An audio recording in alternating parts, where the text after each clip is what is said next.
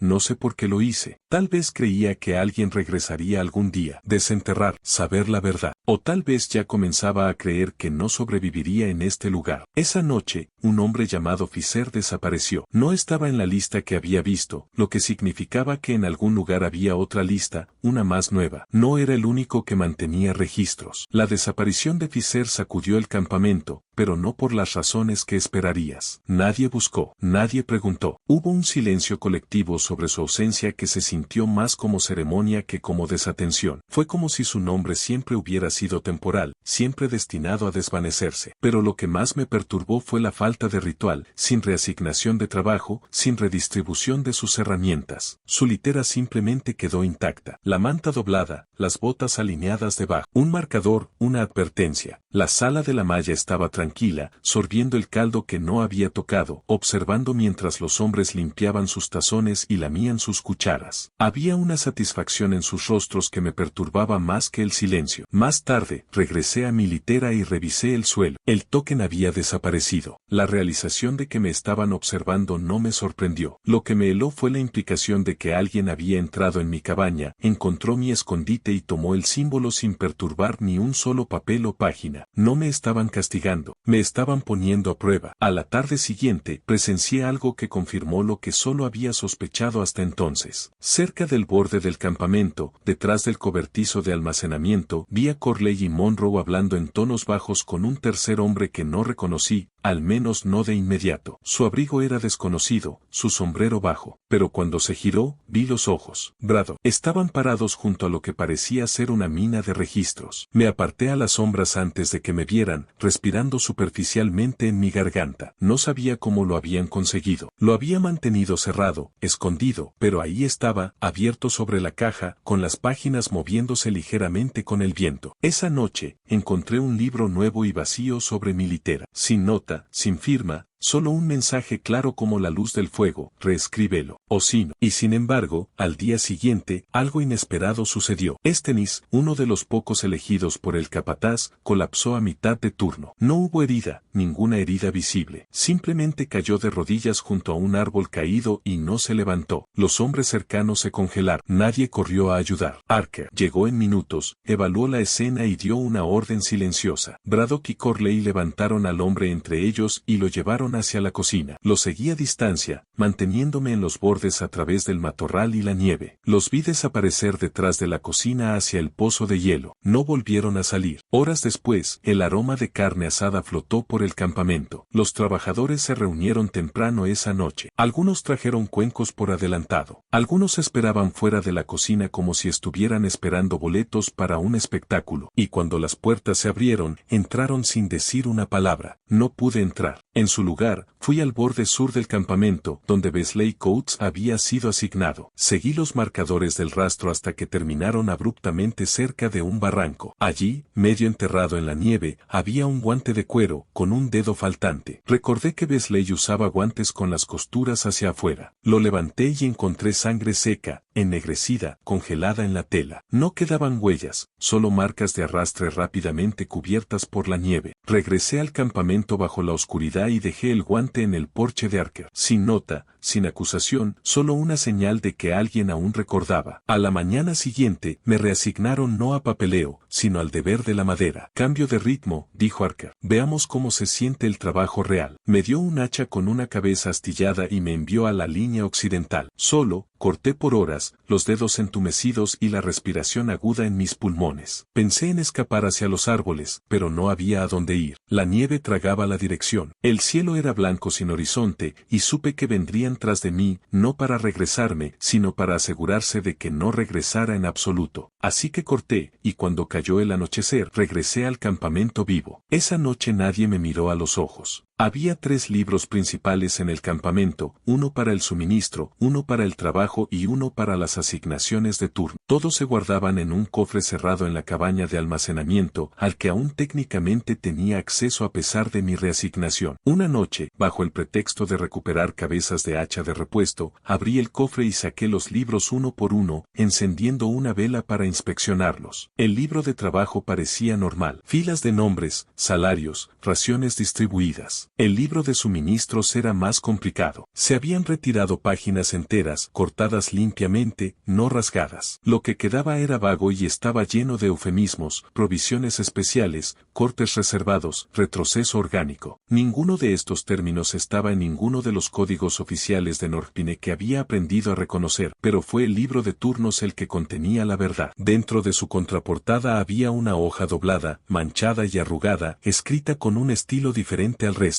No estaba etiquetada, no seguía el calendario, era solo una lista, nombres, fechas, notas, como condición adecuada, aislados, mínima alteración. Muchos de los nombres habían sido tachados. Cada nombre tachado coincidía con un hombre que había desaparecido. Mis manos temblaban cuando llegué al final de la lista. El nombre más reciente escrito, pero no tachado, era Anthony Kay, un hombre callado de la frontera bohemia, fuerte, de pocas palabras, siempre entre los primeros en levantarse. La fecha junto a su nombre era mañana. Pasé la noche considerando mis opciones. Podía advertirle, pero hacerlo me expondría. O podría no hacer nada y preservar la ilusión de silencio. Pero la idea de ver las botas de Ilka desaparecer de su litera, su nombre desvanecerse de los registros, su carne hervir en el próximo lote de guiso, no pude ignorarlo. Durante el desayuno, me senté a su lado. Me saludó amablemente, sorprendido. No habíamos hablado mucho antes. Le pregunté cómo había estado durmiendo. Dijo que las noches ahora eran más ruidosas, que había oído cosas, un suave golpe cerca de la cocina cuando nadie debía estar trabajando. Le dije lo más cuidadosamente posible que su nombre estaba en una lista, que si valoraba su vida, debería fingir lastimarse hoy. Algo leve, un esguince en la muñeca, cualquier cosa para mantenerlo fuera del horario de trabajo. Me miró durante mucho tiempo, inmóvil. Finalmente, dijo, tú también eres parte de esto, ¿verdad? No, susurré. Pero no se me permite ir, asintió. Eso fue todo. La sala de la malla estaba tranquila, sorbiendo el caldo que no había tocado, observando mientras los hombres limpiaban sus tazones y lamían sus cucharas. Había una satisfacción en sus rostros que me perturbaba más que el silencio. Más tarde, regresé a mi litera y revisé el suelo. El token había desaparecido. La realización de que me estaban observando no me sorprendió. Lo que me heló fue la implicación de que alguien había entrado en mi cabaña, encontró mi escondite y tomó el símbolo sin perturbar ni un solo papel o página. No me estaban castigando, me estaban poniendo a prueba. A la tarde siguiente, presencié algo que confirmó lo que solo había sospechado hasta entonces. Cerca del borde del campamento, detrás del cobertizo de almacenamiento, vi a Corley y Monroe hablando en tonos bajos con un tercer hombre que no reconocí, al menos no de inmediato. Su abrigo era desconocido, su sombrero bajo, pero cuando se giró, vi los ojos. Braddock. Estaban parados junto a lo que parecía ser una mina de registros. Me aparté a las sombras antes de que me vieran, respirando superficialmente en mi garganta.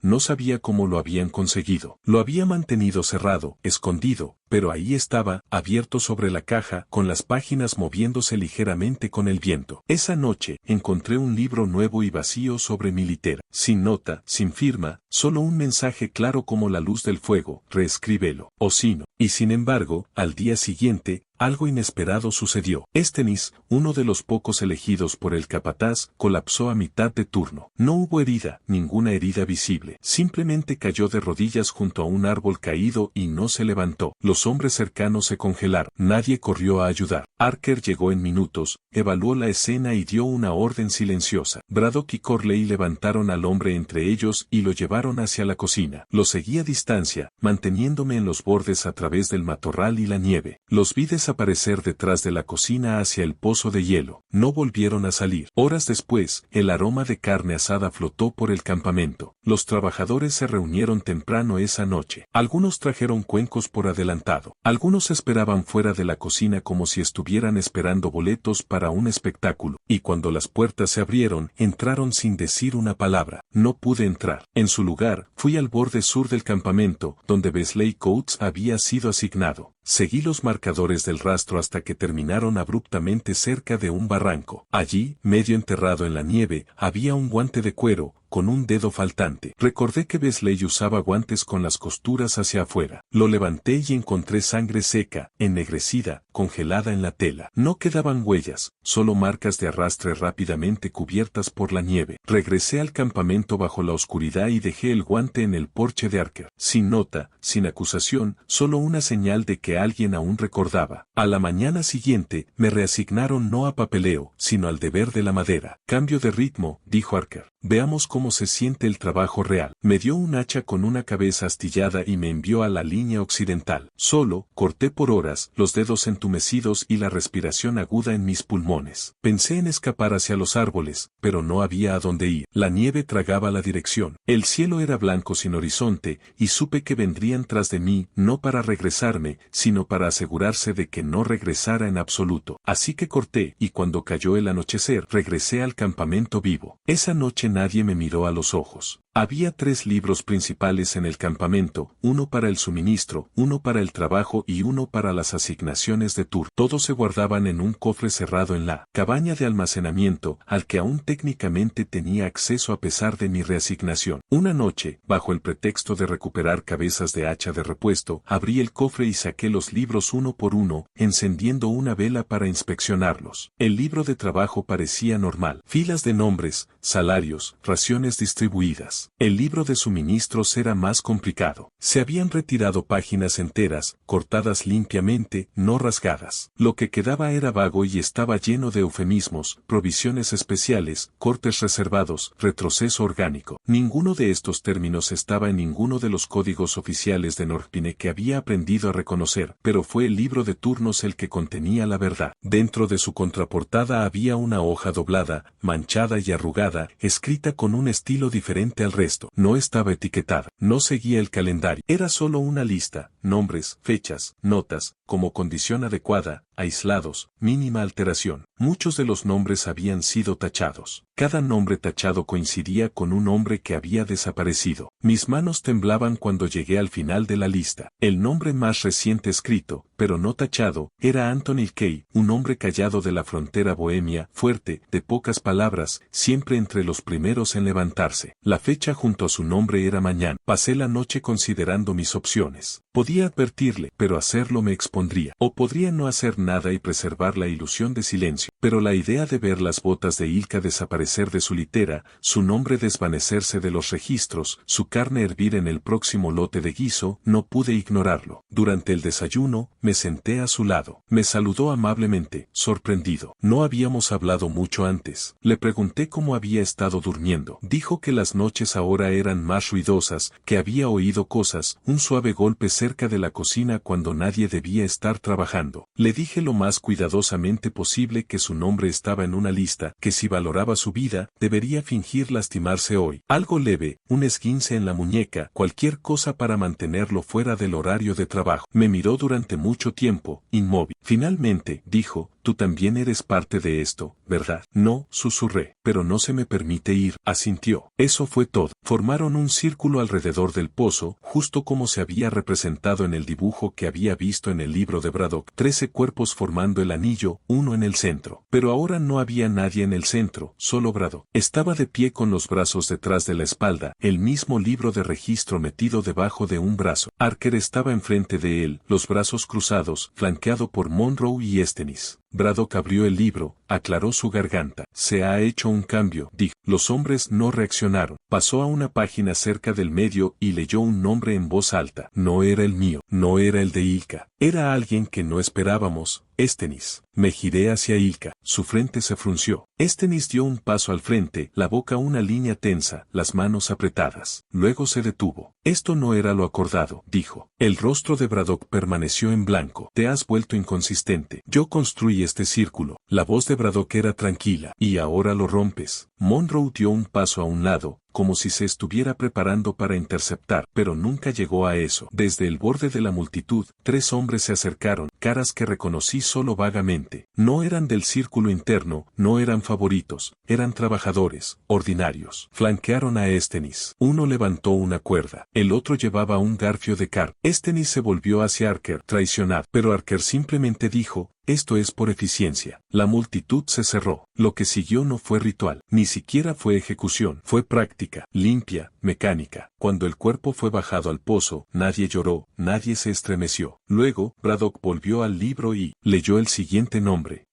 Elias Vaughan. Me congelé. Nadie se movió. Braddock levantó la vista. Ausente, dijo. Marcar para recuperación. Luego leyó un segundo nombre. Ilka, ausente, repitió. Marcar para recuperación. Archer dio un paso al frente. Ajustar la secuencia. Elevar sustitutos. Braddock asintió y garabateó algo en los márgenes. Luego dijo un tercer nombre. Monroe. Esta vez la multitud se movió. Incluso Ilka inhaló bruscamente a mi lado. Monroe parpadeó. ¿Qué es esto? Has dejado de reportar la entrada, dijo Braddock. 3 comidas no contabilizadas. 2 porciones perdidas la semana pasada. Has roto el protocolo. Monroe retrocedió, la mano instintivamente yendo al hacha en su cinturón, pero Archer no lo detuvo. Dio la vuelta y esa fue la señal. Se llevaron a Monroe de la misma manera. Ilka susurró. Se está desmoronando. No, dije. Alguien está cambiando las reglas. Retrocedimos lentamente fuera del área arbolada mientras la multitud se dispersaba. No hubo anuncio, ni conclusión, solo los suaves sonidos de las palas contra la tierra congelada y la voz constante de Braddock tomando lista nuevamente. No se trataba de moralidad, se trataba de control. Pero ahora, incluso el control era incierto, porque si los nombres podían cambiar, entonces también podía cambiar el resultado. No dormimos. Apenas hicimos una pausa lo suficientemente larga para respirar. Antes de que el sol cruzara las líneas de la cresta, Ilka y yo empacamos las páginas que habíamos robado, el libro de Braddock, las copias de los telegramas, la lista ajustada, y nos movimos hacia el este, hacia el río congelado. La nieve estaba más profunda de lo que había estado en semanas, y nuestro progreso se ralentizó con cada milla. Al mediodía, llegamos a una cresta que dominaba la cuenca, y allí abajo estaba el río, blanco, vasto, serpenteante como una cicatriz a través del bosque. Podía Podíamos ver la línea de árboles al otro lado, intacta. Ilka se arrodilló junto a una roca cubierta de nieve y susurró, si cruzamos, vivimos. Pero algo en mí vaciló. Estaba demasiado tranquilo. Nadie nos había seguido. No había cuernos, ni alarmas, solo ausencia. Nos movimos en silencio, bajamos la pendiente y llegamos a la orilla del río. Pusimos un pie sobre el hielo. Estaba sólido, agrietado en algunos lugares, pero firme bajo nuestras botas. A lo mejor a un cuarto de milla del otro lado. Y luego lo escuchamos. Venía de los árboles detrás de nosotros. Te vas sin despedirte. Nos giramos. Al principio, no lo reconocí. Envuelto en pieles, el rostro pálido por el frío, el cabello empapado de nieve, pero inconfundible. Stennis. Se suponía que debía estar muerto. Ilka dio un paso atrás. Fuiste al pozo. Lo hice, dijo Stennis. Y salí. No pude hablar. Solo podía mirar al hombre que 3 noches atrás había sido juzgado, atado y enterrado. Dio un paso adelante, arrastrando algo detrás de él. Un trineo cubierto con lona. No eres el primero en intentar el río, dijo, pero podrías ser el primero en tener éxito. Te ofrezco esa oportunidad. Ilka levantó la voz. ¿Por qué nos ayudarías? Porque es hora de que alguien salga, dijo Stennis, pero no con todo. Metió la mano en el trineo y sacó algo envuelto en tela de aceite. Lo tiró a nuestros pies. El libro de Braddock. El verdadero. Déjalo, dijo. Deja los nombres, las calificaciones, el orden. Ilka negó con la cabeza. Ese libro lo prueba todo. Stennis lo miró con calma. Ese libro sigue alimentando el sistema. Lo llevas, lo enterrarán, lo desacreditarán, desaparecerás. Miré el paquete. Las páginas estaban calientes de donde habían estado presionadas contra el trineo. Dentro había registros de más de 60 hombres, cálculos, notas sobre el sabor. Pero si no lo traemos, comencé. Llevas lo que eres, dijo. Tus palabras, tu memoria. Esa es la única parte que no pueden reescribir. No le confiaba, pero tampoco tenía tiempo para cuestionar sus motivos. Ilka me miró. ¿Y si es una trampa? Miré hacia el río. ¿Y si no lo es? Stennis dio un paso más cerca. Déjalo aquí. Camina. No mires atrás. Ilka se agachó, los dedos temblorosos, y levantó la tela de aceite. Luego la volvió a colocar sobre el trineo. Stennis sonrió débilmente. Buena elección. Cuando nos dimos la vuelta para irnos, añadió, y si llegas a salir, nunca hables mi nombre. Cruzamos el río justo cuando el viento comenzó a levantar, borrando nuestros rastros detrás de nosotros. Nadie nos siguió, pero sabía que algo nos había seguido de todos modos. Llegamos al puesto de avanzada 2 días después. Estaba bajo en el valle, encorvado contra la colina como un pulmón colapsado, medio enterrado en nieve, su techo hundido, su chimenea partida. Un cartel se inclinaba torcido en la entrada, letras desvanecidas aún visibles bajo una capa de escarcha. Estación Pine 4C, establecida en 1872. No había señales de vida, no había humo, no huellas, solo silencio y el sonido del viento peinando los pinos arriba. Dentro de la estación estaba esquelética, equipos oxidados, cajas rotas, un escritorio sin cajones. En una pared, debajo de capas de viejos avisos y papeles desmoronados, había algo inesperado, una tabla pintada a mano clavada en los troncos. Tenía 12 nombres. Cada nombre coincidía con un campamento de tal. Algunos los había escuchado antes, otros no. Al lado de cada nombre había un pequeño símbolo. La mayoría había sido tachado. Solo 2 seguían intactos. North Pine y otro Stone Oak. Me acerqué. Junto a los nombres, grabado directamente en la madera, había un símbolo extraño, un círculo con 3 barras verticales dentro de él. Lo había visto antes, en la última página del libro de Braddock, el que marcaba la primera verdadera prueba. No dijimos nada. El otro hombre sacó algo del trineo, una hoja de papel plegada, gruesa y oficial. La desenrolló y la sostuvo en alto. Desde donde estábamos, no pude leerla, pero no lo necesitaba. Reconocí el diseño, un manifiesto de autorización, una herramienta de limpieza. El primer hombre habló nuevamente. No estás listado. Eso es un problema. Di un paso al frente. ¿Quién los envió? Sonrió débilmente. Las mismas personas que te enviaron a ti. Nadie nos envió, dijo Ilka. Exactamente, dijo el hombre, dobló el papel y lo guardó en su abrigo. La compañía quiere que el registro esté limpio. Eso significa que no hay historias, no cartas, no variables. Me miró. Tu nombre es Elías, ¿verdad? Ilka alcanzó el hacha en su cinturón. Levanté una mano deteniéndolo. No van a matarnos, dije. ¿Por qué no? Porque si se nos hubiera destinado a matarnos, lo habrían hecho antes de que viéramos sus caras. No respondió. Me acerqué más. Están aquí para ofrecernos algo, dije. o para ponernos a prueba, o ambas cosas. El segundo hombre sacó de su mochila un sobresellado, sin marcas, solo espera y sella. Me lo entregó. Caminen hasta la estación de Whitecross, dijo. Entreguen esto al capataz allá. Él les dará papeles nuevos, nuevos nombres, nuevo trabajo. Ilka entrecerró los ojos. Y si no lo hacemos, entonces estarás listado como presunto congelado, y alguien escribirá un párrafo muy conmovedor sobre lo valientes que fueron. Abrí el sobre. Dentro había 2 papeles de identificación prellenados y un pequeño token negro. Una hoja de sierra y una llama, igual que antes. Ya escapamos una vez, dije. El hombre asintió. Y pueden hacerlo de nuevo si dejan de preguntar por qué. Nos dejaron allí. Cuando giraron el trineo y desaparecieron entre los árboles, miré a Ilka. Él miró el token. Podemos desaparecer, dijo. Sí, dije. Pero entonces esto nunca ocurrió, y ambos sabíamos que no habíamos terminado. El pueblo de Whitecross era más pequeño de lo que imaginamos, no más que un conjunto de edificios de madera alineados contra la base de la cresta. La nieve se había despejado cuando llegamos, pero el frío seguía adherido a todo, incluso a nosotros. Parecíamos sobrevivientes, rostros vacíos, abrigos rotos. Ilka cojeaba. Mi mano derecha se había entumecido por la escarcha. Nadie nos hizo preguntas cuando entramos en la tienda general. Nadie preguntó quiénes éramos. Tal vez aquí, la mayoría de los hombres huían de algo. Alquilamos una habitación sobre la oficina de correos usando el poco dinero que tenía guardado en mi bota, billetes medio congelados, húmedos y doblados. Esa noche, nos sentamos frente a frente en silencio. El sobre con los nuevos nombres permaneció sellado entre nosotros. ¿Y si nos están vigilando?, preguntó Ilka. Lo están, dije. Entonces, ¿por qué seguimos vivos?, preguntó. No respondí. En lugar de eso, saqué mi pequeña libreta negra que había traído de Norpine. No el libro de la compañía, no el de Braddock, el mío. Y comencé a escribir. No números, no nombres, memorias. Escribí todo. Cada pozo, cada lista, cada ausencia, cada mentira. Escribí hasta que mis dedos sangraron a través de la piel agrietada. Cuando terminé, arranqué las páginas, las envolví en tela y las metí en una caja de hojalata destinada al tabaco. Luego caminé hasta el borde del pueblo, donde un solo poste de telégrafo se inclinaba torcido al final del camino. Subí la colina, enterré la caja debajo de un árbol marcado con un solo clavo, y regresé al pueblo sin mirar atrás. Tomamos el tren hacia el sur a la mañana siguiente. Subimos bajo nuevos nombres. Nos sentamos junto a personas que nunca sabrán quiénes fuimos ni que sobrevivimos. No hablamos. Observamos cómo el bosque pasaba por las millas y millas de pinos, silencioso, interminable, y vivimos. Años después, en 1911, un investigador federal que investigaba malversación de fondos en Union Rail Holdings se topó con un conjunto de registros sellados marcados como incumplimiento de madera, fase 3. Dentro había un solo archivo titulado Norpinebasen, 1875. Pero lo que perturbó más al investigador no fue el archivo en sí, sino lo que lo acompañaba. Una caja de hojalata envejecida dentro de docenas de páginas, escritas a mano, firmadas con las iniciales CV. Ninguno de los funcionarios de la compañía pudo explicar de dónde había salido. El archivo fue sellado nuevamente. La investigación se cerró, pero una copia de esas páginas, una copia fue filtrada a un reportero local en Anchorage. Nunca las publicó, pero las guardó. Y cuando murió, su hija las entregó a una historiadora regional llamada Margaret Albright. Su ensayo, Camp 17 y las matemáticas de la carne, fue publicado en una pequeña revista académica en 1958. Pocos lo leyeron, menos lo creyeron, pero una copia aún existe en un archivo de biblioteca bajo fronteras disputadas. Migración Interna 1870S. Contiene una cita que reconozco porque la escribí. Si la supervivencia significa silencio, entonces deja que hable, deja que grite. Y ahora lo has oído.